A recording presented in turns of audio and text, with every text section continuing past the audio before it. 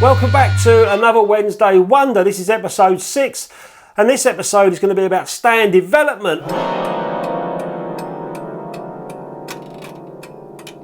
Oh God, boring. Oh yes. Oh no, really again? No, it's not about that. I'm just trying some stuff out from a comment that I got from the last video that I made on the Longstone. I took 2 cameras with me, and one was a pinhole camera, and I wasn't too sure of the exposures. I had metered for 6 seconds, but I wasn't 100% sure if that was going to work for me. So rather than come back and develop it for a certain film speed, I decided to stand develop it. And I got a comment in the comment section from Baxter Marison, and Baxter started off, he said, it's a daft question, if I may, as a novice when it comes to developing. Baxter, we're all novices when it comes to developing. There's exceptional few people that has tried every single developer going, every single film combination and dilution going. So, you know, I think we're all still learning about development and film. I am certainly, so you're not on your own there, mate. He says, with stand development, one of the drawbacks noted is that of bromide streaking results from a combination of long development times and lack of minimal agitation. How would agitation, say every 15 minutes in place of once every 30 minutes, affect the development process, and would this reduce the risk of streaking? George? Sorry guys, the dog's barking. It's George, look. Say hello to the people. No, they're in there, look. They're through there. They're through there. Say hello. This is George, for anyone who's interested.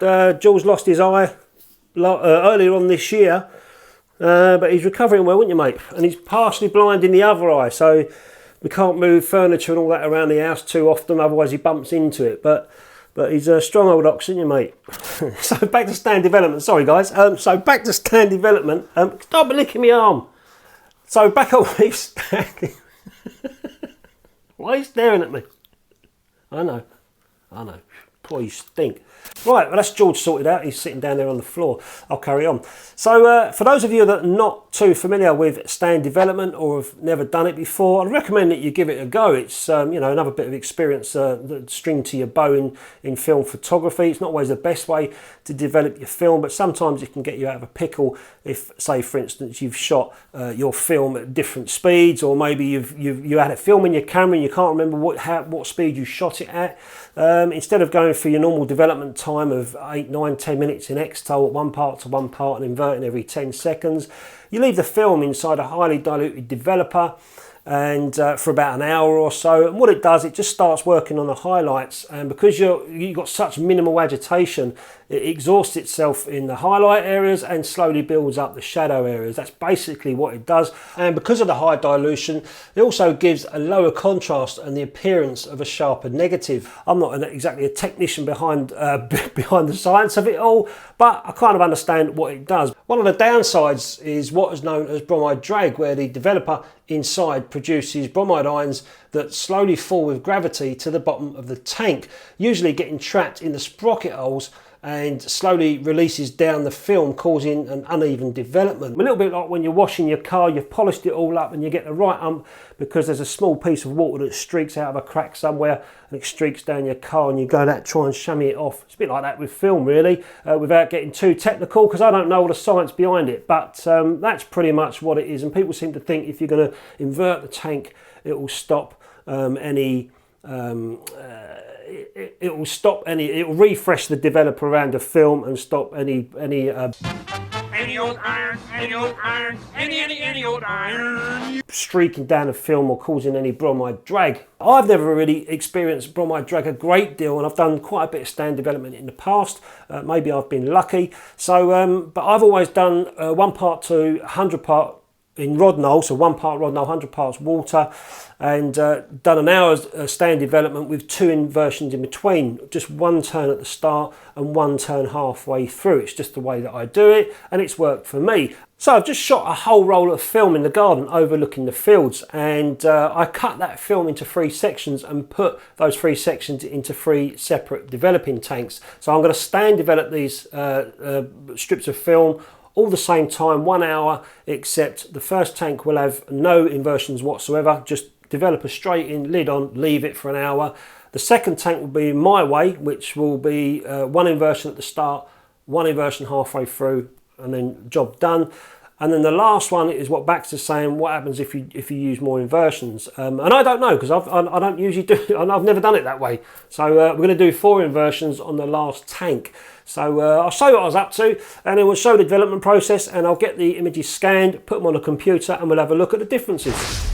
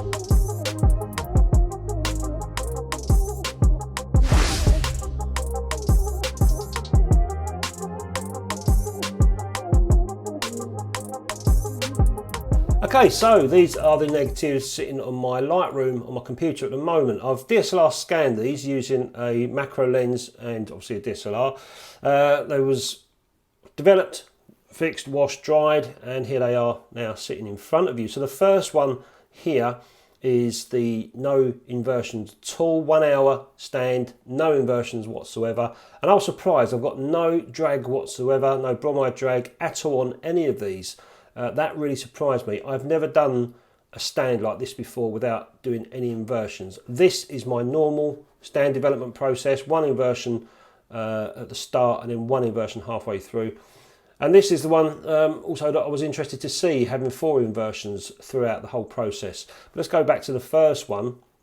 It's slightly lighter. I can see there's the shadow details. There's more details on the fence, and also more detail in the, it's a little bit lighter in the background on the hills, but more so on the fence area there's a little bit more shadow detail. But then I'd understand that because there was no inversions. The second one, where I've done 2 inversions, you could see there's a little bit less detail in the fence. And in fact, if I go back to the one where I did 4 inversions, it doesn't look any different. I can't really see much difference between that and just 2 inversions.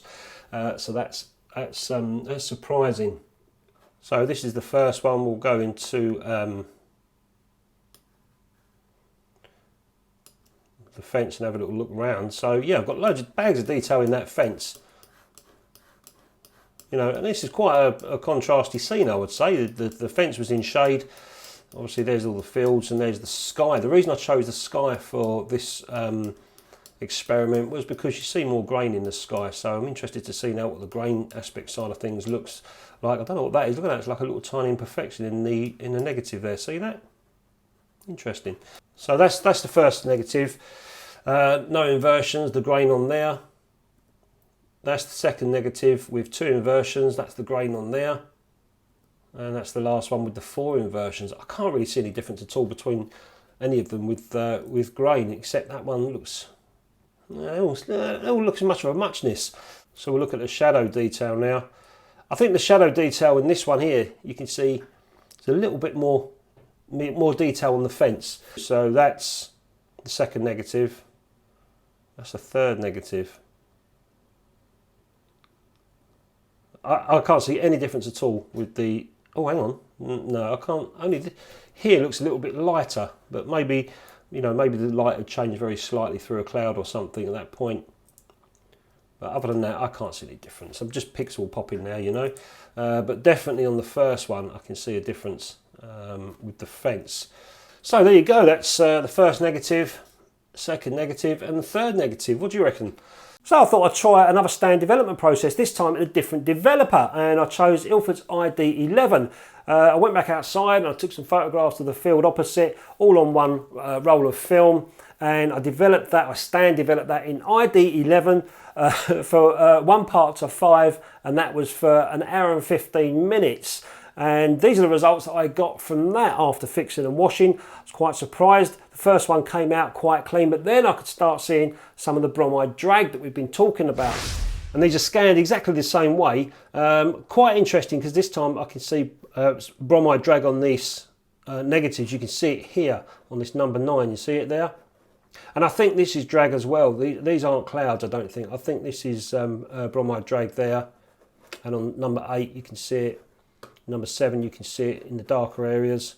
And again on 10 in the lighter areas. Why they're lighter and darker? So I shot 1, 2, 3, 4, 5 at 1/15th of a second, and then I went to a 250th of a second. You can see there, just to see if it would compensate at all, and it hasn't really done anything at all. It's just underexposed as expected. 250th, 125th, 160th, 130th, and then back to 1/15th as well. And that's the end of the roll there. You can see, if I zoom in on that, you can see the bromide drag here, all on this side. And that's the tape that the film was bulk loaded onto. So that's another Wednesday wonder, mucking about with stand development. What have I learned from it? Well, the first tank I didn't invert at all with the Rodinal in, and I noticed that the contrast the negatives were flatter, and you know, very flat contrast, and the other two had a bit more contrast. Neither one had more than the other, to be honest with you. The grain was all the same, and I didn't get any bromide drag between all three. But the second test that I did with ID-11, for some reason that created bromide drag. And I don't know whether that's because of the developer, because of the developer film combination, or what. I don't understand, you know, why Rodinal, Rodinal? Alright, Rodney. Well, Rodinal wouldn't do any bromide drag, but the ID-11 and that particular film gave bromide drag. Maybe there's more bromide in the emulsions on the films. I really don't know the science behind it. But as for stand development, some people swear by it. I'm not going to knock it whatsoever. Some people can't stand it. They say it's a mug's game.